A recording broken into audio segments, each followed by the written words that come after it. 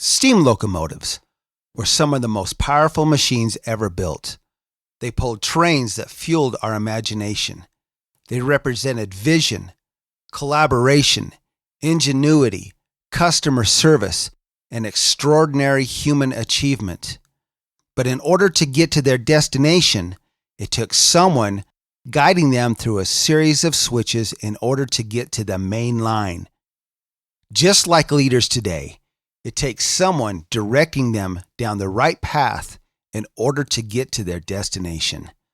Welcome to Mainline Executive Coaching ACT, which stands for and Cultural Transformation, hosted by Master Certified Intelligent Leadership Executive Coaches Maikel Bailey and Rich Barron, with over 50 years of successful cultural transformation and quantum leadership development between them.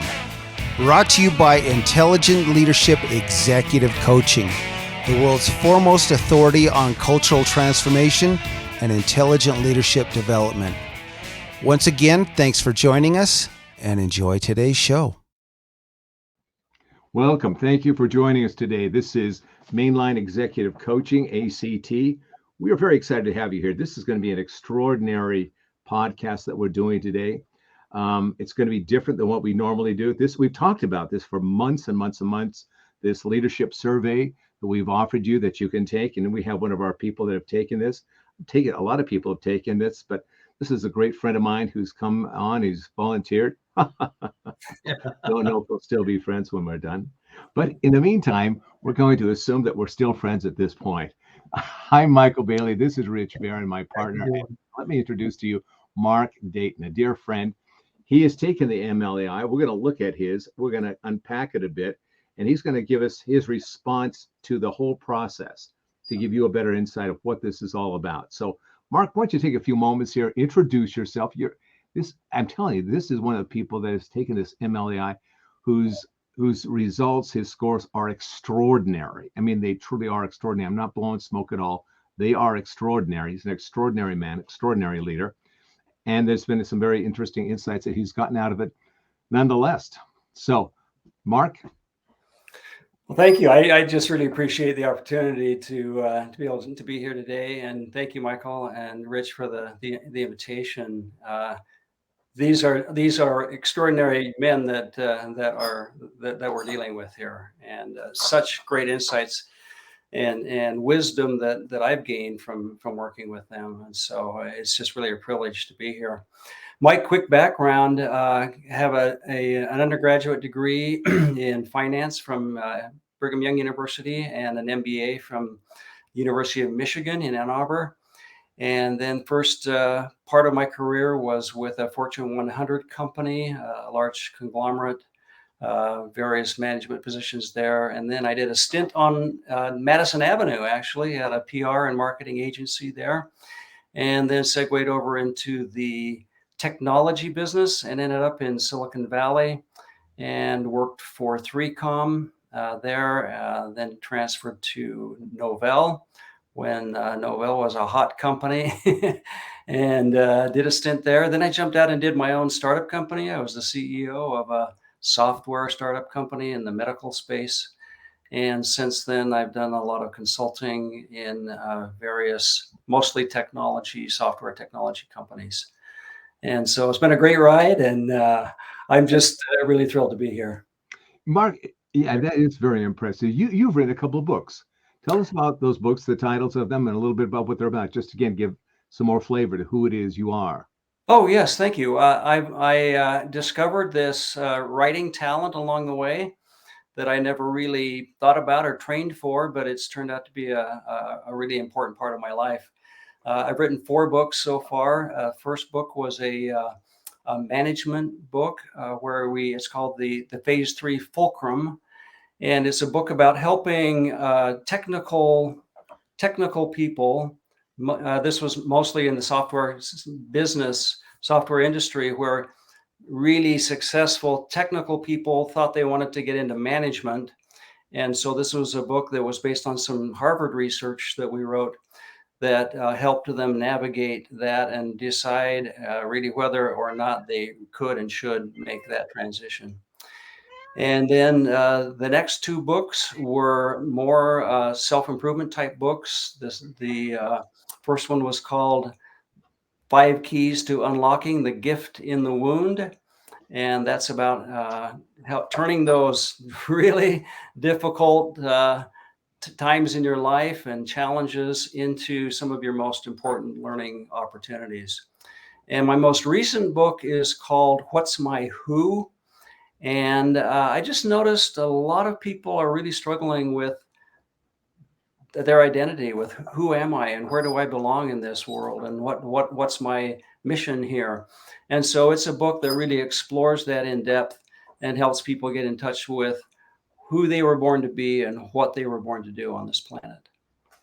And then my last little book, I started a tradition of writing a Christmas book for my family and friends. And so the first one is called Frederick's Christmas Concert, and it's based on a true life experience of a friend of mine who escaped Nazi Germany as a child. So, Oh, wow. There you go. Well, that's extraordinary. I'm really glad you told us all that, Mark. Thank you. Absolutely. All right. That's great stuff. Truly a man of substance here. Okay. We're looking worse all the time here, Rich. Anyway, let's get going on this. This is we got all the time in the world. Tell us about when we first started. We do.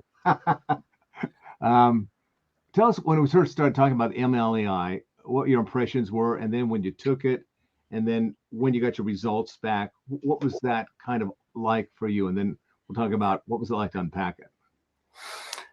Honestly, Michael, if it wouldn't have come from you, I would have thought, okay, it's another one of these, kind of tests, maybe a personality kind of test or whatever. But coming from you, Michael, and Rich, as I got to know you, I thought there's got to be a lot of substance to this. This isn't just another somebody's idea about how to think about these leadership and these kinds of things. So when I got into it, it was very straightforward, very thoughtful, very easy to work through. And the thing that kind of caught my attention, Michael, when you explained it to me, was like you said, just work through it, answer the questions, but there's no going back. Once you finish a page, you're done. You move on.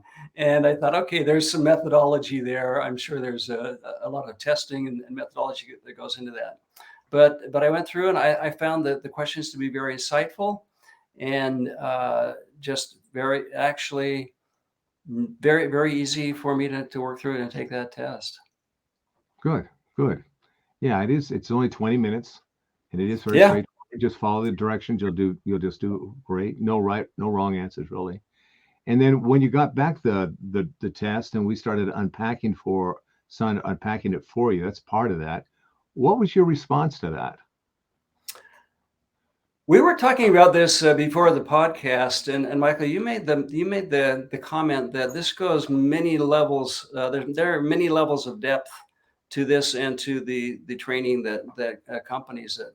And I guess that was there were kind of three things that really struck me when we did the unpacking. That was the first, and I just started to realize, wow, there is a lot to this. There is so much meat here. There is so much thought and depth that I hadn't experienced in other programs before. So that was the first thing that caught my attention. The second thing was that it is vetted with a very, very large, and I would call it a very prestigious type of database. This has been vetted with leaders from around the world, and I don't remember the number. Is it 20,000 now or some large? It's over 12,000 right now. Over 12,000. Okay, yeah. Large number of leaders who have taken this and validated it, and then their leadership styles have been validated in real life as you over the years as you've watched this unfold. And you even mentioned to me before as you were unpacking it in the early days, this was This was administered to people like Steve Jobs and, people of that caliber. So they are part of that mix and part of that database of feedback that you're getting back and that you're being compared to. And so for me, that was really exciting to know that from that standpoint, that this is being evaluated and fed back to you from a database of truly world-class leaders. So that's the second thing that really caught my attention. And then the third thing was, as you explained to me the leadership styles and where I fit into that model, but then you took it to the next level and talked about not only the styles where I was strong, but also there is a method to it, and there is a path and an order that is important to make those styles really be at their best.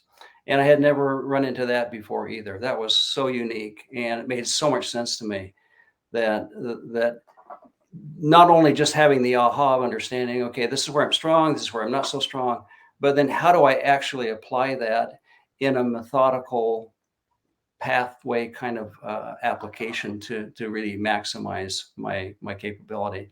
So those were off the top of my head the things that really struck me.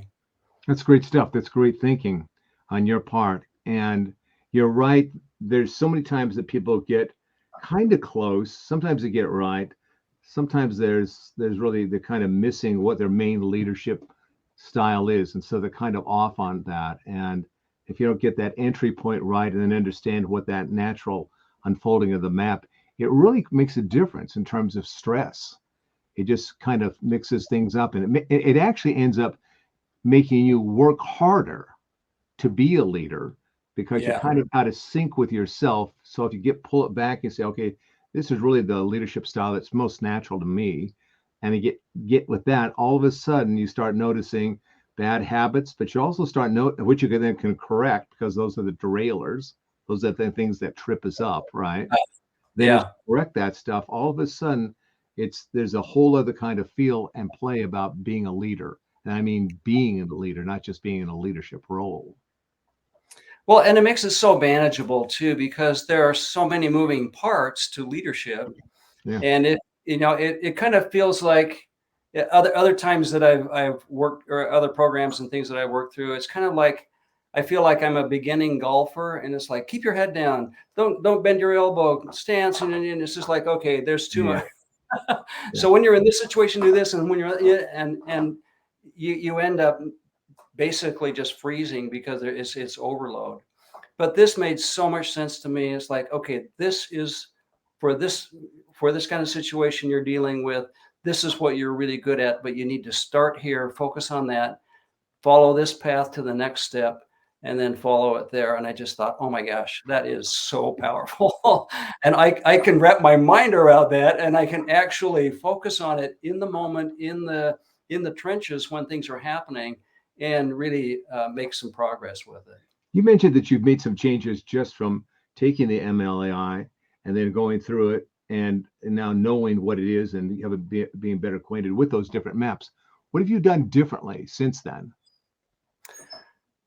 A few things that have been really kind of life-changing for me. And surprisingly, I didn't expect it, actually. So the first one is that it's really given me clarity on what my strengths, what my leadership strong points are, and where I'm not so strong, right? Which isn't a huge aha for some people, maybe. But to me, it's so important to know not only what to focus on, but what not to focus on. And that was maybe one of the biggest insights for me. It's like, okay, these are where you are really, really good. And so this is where you can focus and really have an impact. And so it's really helped me have clarity on don't spend your time and your energy on those things, on those other things, but here's where you can really excel. So I would say clarity is one of the really most important things that it helped me with. Second thing that how it's kind of changed my life is just confidence. And I talked about it a little bit earlier, having been evaluated with that group of world-class leaders, and then having the feedback that says, well, in this area, you are like really, really strong. You're at in this category of great leaders. It's kind of like, in the morning, when I get up and I'm having a little bit of a down day, or I had something go wrong and I'm feeling a little discouraged, and I can look in the mirror and go, dude, you are a Steve Jobs executive, come on, snap out of it. And there's credibility, I mean, that's been super helpful. That's been really, really helpful. The other thing is and I'm really anxious to dive more in depth with the training and that kind of thing. And as we were talking earlier before the podcast, Michael, about as you work through it at a deeper level, the insights and the understanding that come from it, but just the tools. I've done other programs where do the evaluation, here's where you stack up, blah, blah, blah, blah. And then they pat you on the head and send you out into the world. And so you got to try to, figure it out on your own. And you don't usually do very well with that. And a couple of months later, you're going through your bookshelf and you go, oh yeah, I took that course, and there's the binder in the bookshelf. But to me, this has these tools that are so practical and so powerful, where you can say, okay, enter here, go down this path, apply these tools until you get there, and then you can switch to these tools. And it's so practical. It makes so much sense. If I may interject, and then you can complete your thoughts. One of the things many of those other kinds of assessments do is what I call, they peg you as a leader. This is your leadership style. Yeah. And they just leave that with you. This is how you are. This is the way you'll lead. And it's kind of static. That it's like set in cement. That's just it. And one of the things that we found with the MLEI is that entry point is just the start. Yeah. It is just the beginning of helping somebody understand their leadership potential, where to go, how to develop it.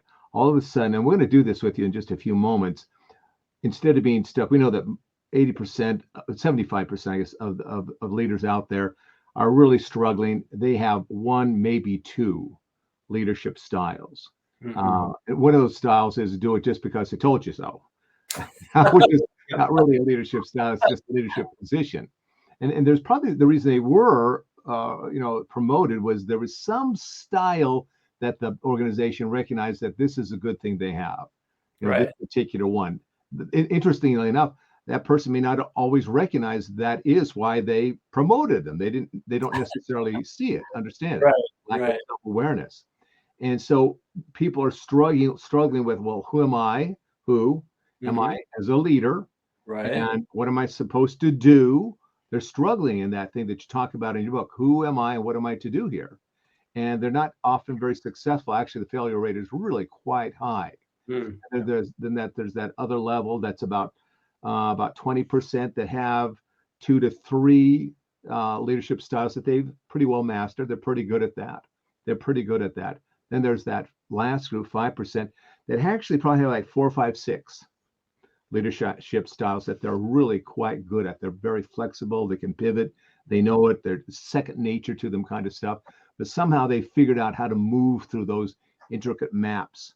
And so we'll show that to you in a few minutes, how you could take just one and suddenly we're going to blossom it into 4 just immediately. These are the 4 things that are just your potential that we can start developing right now, which is very exciting. So I just wanted to interject that. So please continue. Absolutely. Thank you. There was one other point I was going to make about other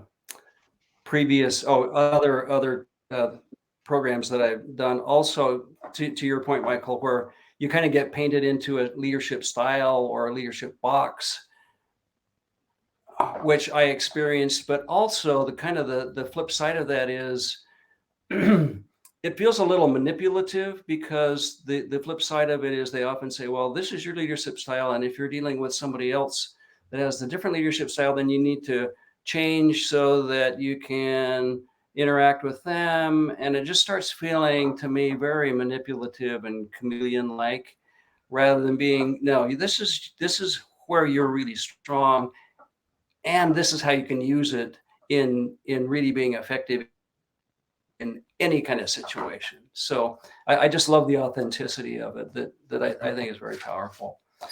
I talked about the validation. So it's validated, it's proven, it's got a track record. And then the last thing is, I just think it's the perfect setup for the continued coaching and a deeper dive into actually practicing it and being coached through those situations. Yeah, because that's great. I like you because now you have some baselines. You have some knowledge about not only information or stuff, which is all over the place, all over the books and tapes, not anymore tapes so much, but podcasts and TED Talks and the internet, all that kind of stuff. But now it sets up a whole situation in terms of, how do I do it? How do I work? Yes. What works best for me? That's great stuff. Before we go into, thank you, Mark. Appreciate that a lot. I'm sorry? I appreciate all that you've said. Oh, yeah. Thank you. Yeah. Well, before we take a look, we're going to take a look at Mark's, if that's okay. Is that okay if we look at your MLEI results? I mean, that's fine.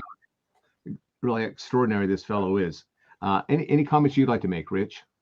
Well, I think before we get into that, Maikel, let me pull up, and I want to show this slide about the will of intelligent leadership. Sure. So we can explain that a little bit before we get into where we're going with Mark's, if that's okay. Sure. So what I want to, and I'm going to describe this the best I can to our listeners, but we'll also have this up on our YouTube channel, Mainline Executive Coaching ACT. So the reason we have talked so much about this inner core assessment, which is really what this MLEI is, and which stands for Mattone Leadership Enneagram Inventory. It was developed by our good friend John Mattone, who's the world's top executive coach. And as Mark mentioned, he used this with Steve Jobs, who he was his executive coach, Roger Enrico of PepsiCo, Bill Logue of FedEx. Those are just a few of the ones that Mark has mentioned that's in this database. And so many global leaders have used this to start their personal journey. So let me explain this to you. We start with what's called an inner core assessment, which impacts what we call the outer core. And the outer core is made up of critical thinking, decision making, strategic thinking, your emotional leadership, your communication skills, your talent leadership, your team leadership, your change leadership, driving for results, your driver, and critical thinking. But really, where do those things come from? Now, when you take some of these other assessments, which we do have other assessments which work in conjunction with the MLEI, just to show how accurate it really is.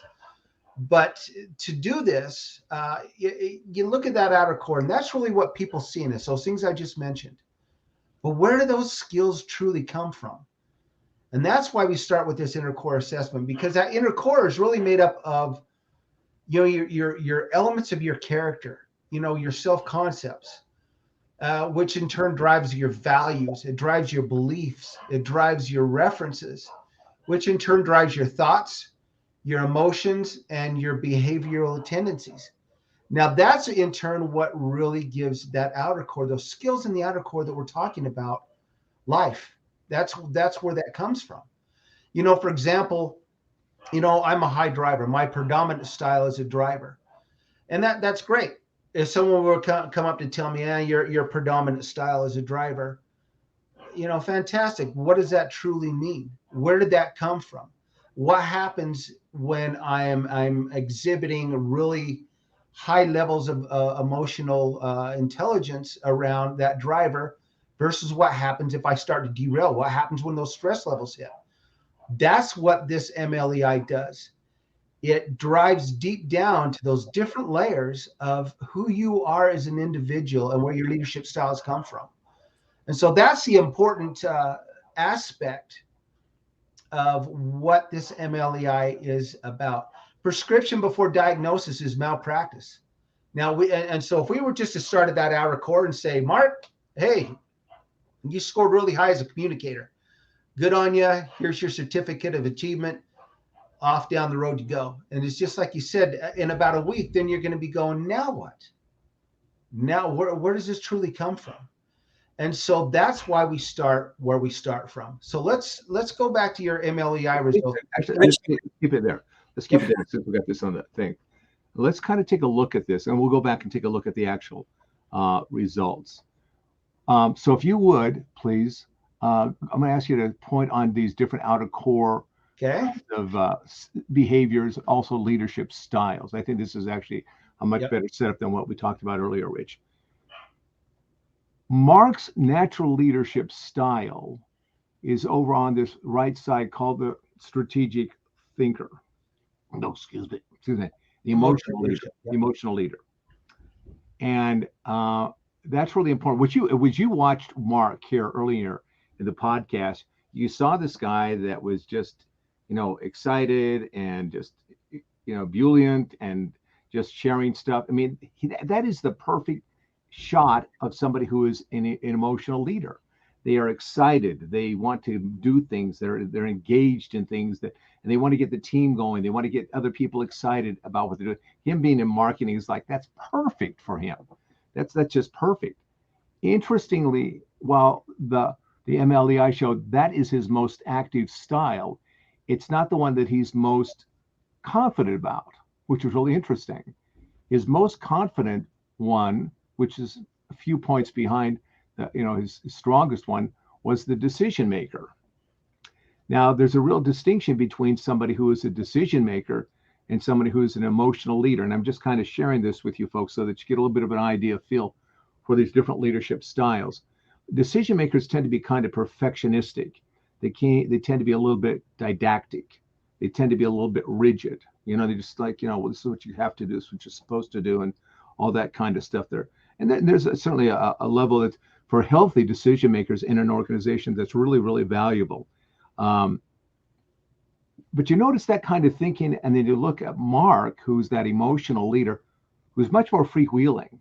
He's much more spontaneous. He's much more, I'm excited about stuff, but got to get everything just exactly right. And so what's interesting about this for him is that when you take a look at if he goes into that decision maker, he puts himself as a disadvantage because he's hobbling himself, because he has the belief at that point you got to do things just exactly so. Where the real Mark is much more freewheeling, much more emotional, much more, let's just see what happens. Let's just go make things work and that kind of stuff. Let's get excited about it. Very, very different. Not that one is better than the other. For Mark, that's the best place for him to enter in his leadership map. So when we start taking a look at that, that's his position. And then what we want to do next is, what can we do to strengthen that? What can we do to then expand that power base? And so that he can either go from the emotional leadership. So if you put that cursor on there, Rich, on the emotional leadership. Yeah. And then he can either go into, depending on how his score is, either into a strategic thinker or into a communicator. And I'm going to just check his scores here. What's the artistic? And so his power base goes from the emotional leadership, the guy who's excited. Let's go do something. Let's go do something fun. Let's all get on board and get this thing going here, into a guy who's very creative. Again, that's perfect for somebody who's in marketing. So just in the initial movement here, we've said, okay, Mark, a better place for you to put your attention, your focus. Don't be the right, wrong guy, because that just kind of hangs you up. Be the guy who's excited. Be the guy who's authentic. Be the guy who's like, yeah, I am competitive. I like to win. I like challenges, and I like technology, and I like all that cool stuff learning. And I'm also going to be very creative about it. I'm going to do things differently. I'm not going to be, see, if you notice that, I'm going to do things differently is very different than the decision maker who is kind of didactic, got to do it exactly right. Yeah. So right there, boom, boom, we've got two leadership styles working. The next move for him is across there into the team leadership. Now, this is interesting. Now you're starting to see Mark's map. When Mark does the homework, and you got to do homework as leader, why are we excited? Why do we want to do this? What's the benefit for us? What are we getting all jazzed up about it? And then why are we going to do this in an interesting, different kind of way? There's that communicator style, that creative style. It's called the artist. When he does his homework about getting excited and looking at the message here about what it is that he's going to bring over to the team, what he brings are 2 leadership power bases over to the team to start working with the team, to get them to start working, thinking as a catalyst. He's acting as a catalyst to get the team excited, to get them to get buy-in, to get their ideas going, how we're going to do it, what are the steps, what are the plans. He brings a lot of stuff over. So he's got boom, boom, emotional leadership, communication leadership, the artist, now moving into the team leadership. That's his third. Now remember, how great leaders, really exceptional leaders, how many leadership styles do they have? Probably 2 to 3. We're already mapping out 3. Just in this quick little thing, we got 3 we've already lassoed in. So when he goes to the team, he's bringing a lot of power, a lot of focus, a lot of energy, a lot of ideas from which they can play, they can build on the catalyst kind of stuff. And then from there, he goes to the very top, to the critical thinking, where he then takes a look at it and says, how are we doing? How is it going? So he's moved through this all of a sudden from emotional leadership, communication, the artist, into team leadership, that's 3, into the critical thinking, that's his map, this particular map, and he has 2 or 3 others that we could map out. We're not going to go there right now. But all of a sudden, within a few short minutes, we have laid out his level of how he can play at a great level, at the 5% leadership level of being a leader, just in a few moments. That's the power of this tool, this survey here. And we can actually go, as we work with you, should you decide to take it, we'll start building layers of maps where all of a sudden you're starting to see not just 4, you'll start seeing 5, 6, 7 of these leadership potential, because they're all within your bailiwick. These are all your potential. Now, the secret is, what are the entry points? What's the map? What's the direction you go? And then how do you develop them? So it's all a matter of your desire and your ambition. You're willing to work hard. But you can see why this fellow is just an extraordinary man, because of these leadership styles that he has been working at for some time now. And we just shown him, we just tweaked it a little bit. If you go this way instead of that way, bada boom, all of a sudden, here's what happens. Greater excitement and confidence and clarity for him. His team, because he's projecting clarity and confidence and courage, they pick up on that. They're more courageous. They've got greater clarity. They've got more confidence in what it is that they're doing, because that's what he's bringing to them. Innovation, creativity, all those wonderful kinds of things. And then his ability to take a look, stand back and take a look and just say, so how are we doing? What's really happening here?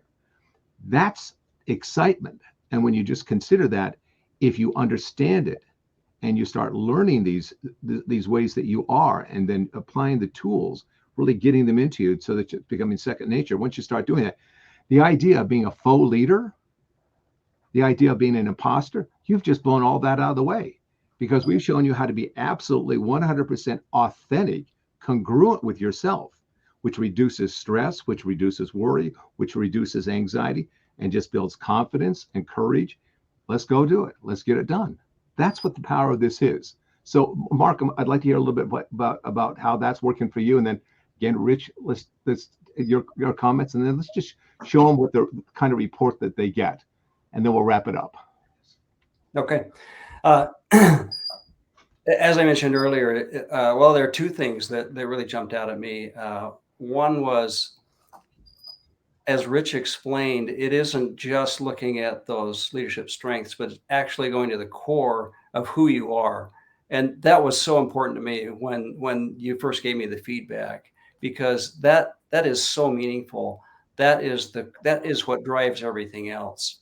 And so that's one of the things that I think is so powerful about this approach, is that it's getting to that core, getting to those core beliefs and what it is that actually drives you, and then goes out into the leadership styles.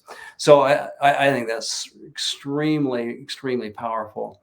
And then the paths, I mean, it's so cool to just think about being able to be on a path and not get hung up or stopped or started on the wrong foot in the first place in an area where, Michael, to your point, I can think of times where I have let perfectionism just like eat me up, because that's an area that can be a rabbit hole for me.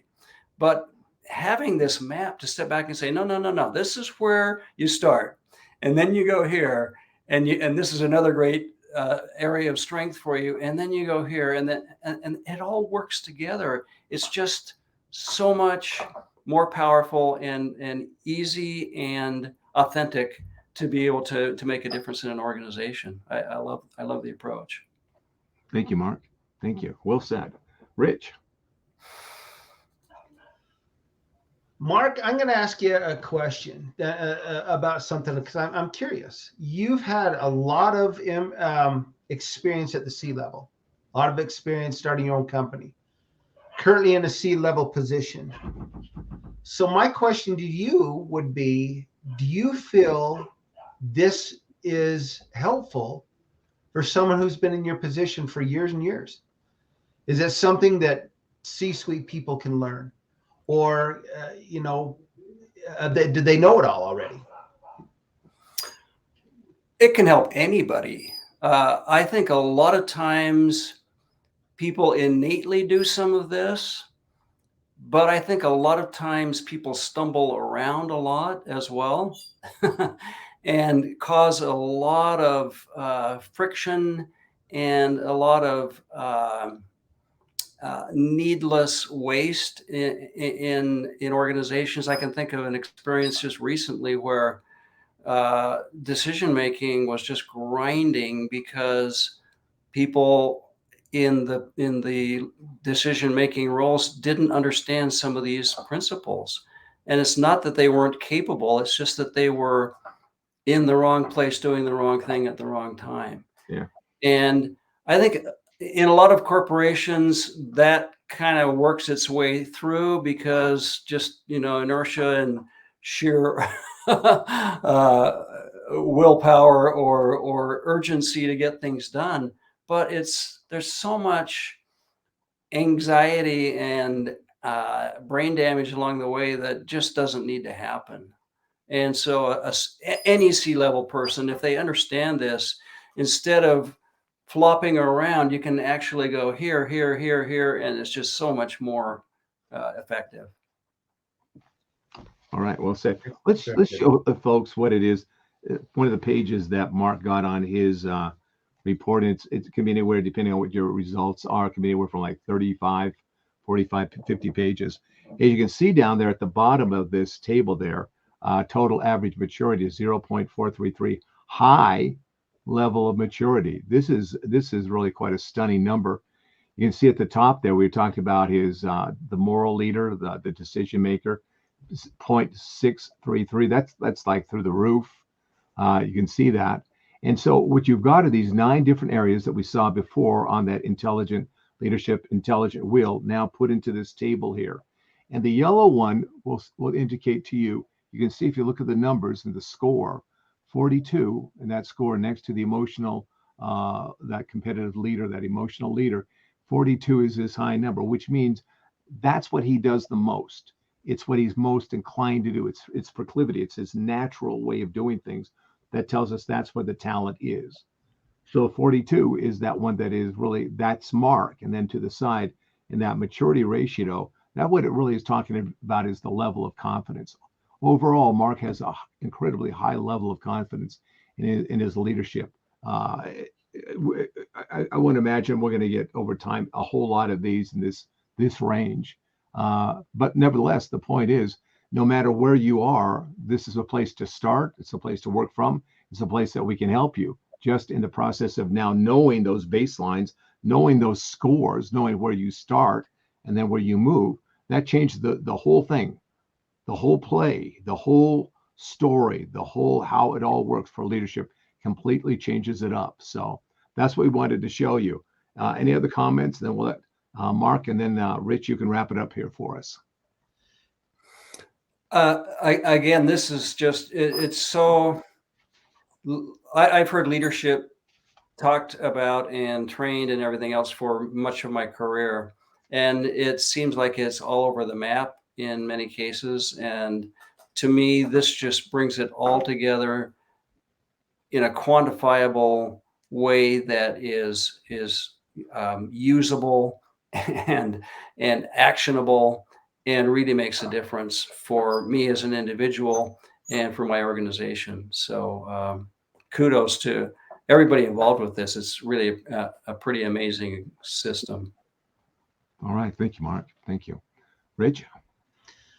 I just wanted to point out, Mark, you mentioned something earlier that on your down days, you look in the mirror and you think, man, I'm done the same test as some of these great leaders. I want to tell you that your score, 0.433, is in the 100th percentile of those 12,000 people who have taken this. So, this is really an exceptional result. And what's great about this is how much you've been able to learn from this, but yet brought all this skills and talents over the course of your career to the table, and it shows. It absolutely shows in the results here, but it also shows, there are places I can still work on, places I can still develop. And so that's one of the great things about this MLEI, is it not only does it proves to people where their strengths lie, but it also shows them this is where I can improve. And if it also laying out these maps, going in the right direction, is so critical to those leadership skills. Going backwards in those maps, which is what we find a lot of people do, creates that stress, creates that derailing properties, creates those issues in the organization. So again, Mark, thank you so much for being here today and explaining this to us, and explaining your experience with this MLEI. Well, thank you. I appreciate the invitation, and I'm just really excited to continue the process and to continue to learn and get better, and to learn from people like you who have such great wisdom and insight. Thank you. Yeah, Mark, and thank to your you. point, Mark, and for everybody who's listening, with what we've talked about today and what we've shown today, that's just scratching the surface of what we actually do with this MLEI. So we're just showing the basics, and what we dive into this a lot further into these maps. And so we invite you to join us, invite you to share the same experience. Very good. And Mark, are we still friends? Oh, absolutely. Even better. All right, brother. You got it. Thanks so much. So thank you, everybody, for joining us today. If they want to get hold of us, what do? There it is. Executive Leaders, ACT-ILEC.com. Thank you for joining us today. Keep spreading the word, and keep coming back. And we thank all of you, wherever you may be, anywhere in the world. We appreciate you. We love you. We want to help you. Let us know how we can. Till then, all the best. All right. And take care, and we'll see you again next time. With all of the issues facing organizations today, leadership development and cultural transformation are needed more than ever. Go to our website, Executive Leaders Act, ILEC.com. Book some time with us. Let's sit down and talk and get you on the path to success. This podcast was brought to you by Intelligent Leadership Executive Coaching, ILEC, the world's foremost authority on leadership development and cultural transformation. Once again, for Mainline Executive Coaching ACT, this is Rich Barron and Maikel Bailey. Thank you for joining us, and take care.